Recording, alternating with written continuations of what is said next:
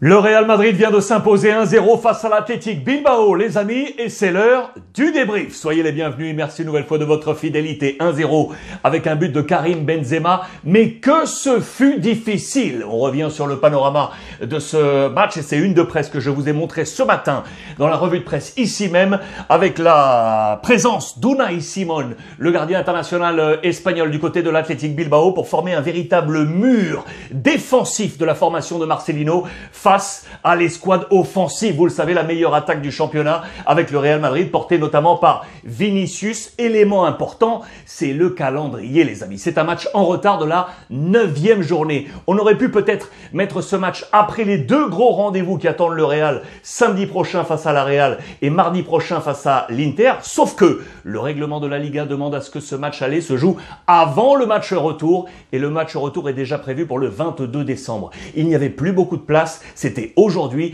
match en retard de la 9e journée. Voici les éléments importants. Il y avait un doute car David Alaba, en défense centrale du Real Madrid, ne s'était pas entraîné pleinement lors de ces derniers jours. On s'interrogeait, Nacho pouvait entrer ainsi en défense centrale. Eh bien non, David Alaba, regardez, était bien présent. Le seul changement côté Carlo Ancelotti par rapport au dernier match avec la victoire face au FC Séville, c'est sur le poste de latéral droit. Carvajal laissé sur le banc et c'est Lucas Vázquez qui avait pris le poste. On pouvait attendre des changements et notamment au milieu de terrain avec Casemiro, l'ami Modric ou encore Toni Kroos. Non, les trois classiques étaient bien présents côté Real Madrid. Alors comment ça s'est passé ? Très clairement, il y a eu deux temps durant la première mi-temps. Les premières minutes, le premier quart d'heure a été un monologue, je dis bien un monologue du Real Madrid avec Carlo Ancelotti. Voilà la disposition tactique de ce Real Madrid quand je vous parle de monologue et notamment au milieu de terrain. Alors que en face, l'ami Marcelino avait proposé 4 milieux de terrain dans un 4-4-2,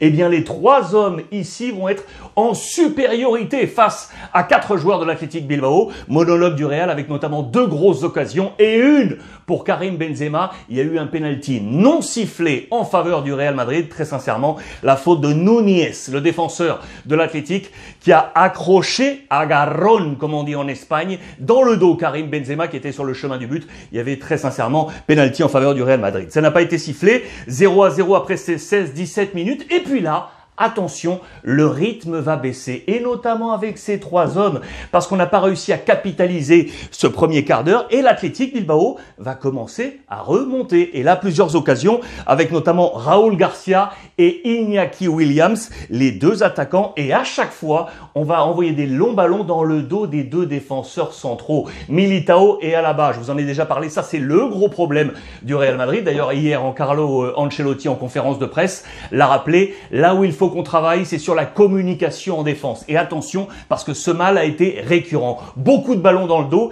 Et là, il y a eu 2-3 occasions avec des sauvetages, notamment de Thibaut Courtois. Et on va y revenir. Là, je vous l'ai dit, baisse physique du Real. Et là, on se demande ce qui va se passer. Mais là, au meilleur moment, eh bien, boum, 40e minute, Karim Benzema va profiter d'un très bon mouvement initié par Vinicius en 1-2 avec Modric, une frappe d'Asensio repoussée par la défense de l'Athletic Bilbao, Modric pour reprendre derrière, pour finalement arriver sur une passe décisive sur Karim Benzema, qui vient inscrire, les amis, son 12e but en Liga, le Pichichi, vous ajoutez les 5 en Ligue des Champions, ça fait 17 au total cette saison face à sa meilleure victime, l'Athletic Bilbao, c'est la victime de Karim Benzema depuis qu'il est au Real Madrid. Je le disais au meilleur moment parce que c'est le score à la pause. 1-0 pour le Real avec quelques stats. 71% de possession pour le Real Madrid. 14 frappes au total et 7 cadrés. 7 cadrés. Pourquoi je vous dis ça? Parce que le Real en seconde période ne va encadrer aucune, les amis. Aucune. Si je vous ai dit que la première période était à l'avantage du Real Madrid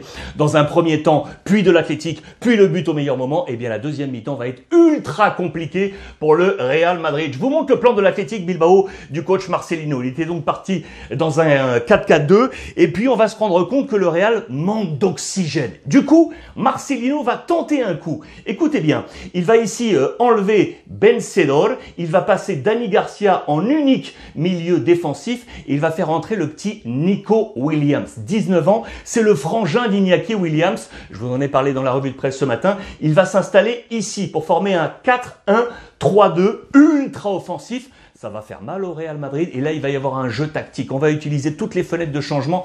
On va faire rentrer tout ce qu'on peut de part et d'autre. Mais on sent très clairement un manque de maîtrise du côté du Real Madrid. D'autant que Carlo Ancelotti va faire sortir Modric et Toni Kroos. Là, on va être en difficulté. On a fait entrer Valverde et Camavinga pour donner certes de l'oxygène physique, mais on n'arrive plus à maîtriser. L'Athletic Bilbao était tout près d'ailleurs de marquer. On a eu un super Thibaut Courtois pour une nouvelle fois empêcher le Real de voir revenir l'Athletic Bilbao. Et écoutez bien, un dernier sauvetage de la part de Militao à la 86e minute, le Real va s'en sortir. Une victoire 1-0 pour permettre aux hommes de Carlo Ancelotti de continuer sur une superbe série positive et ce soir de s'endormir leader avec 7 points d'avance sur l'Atlético Madrid, mais qui a un match en retard, bien évidemment, et c'est à noter. Victoire finale, MVP pour moi. On va donner un point à Karim Benzema pour avoir marqué ce but de la victoire. Mais une nouvelle fois, je vais mettre Thibaut Courtois comme face à Séville.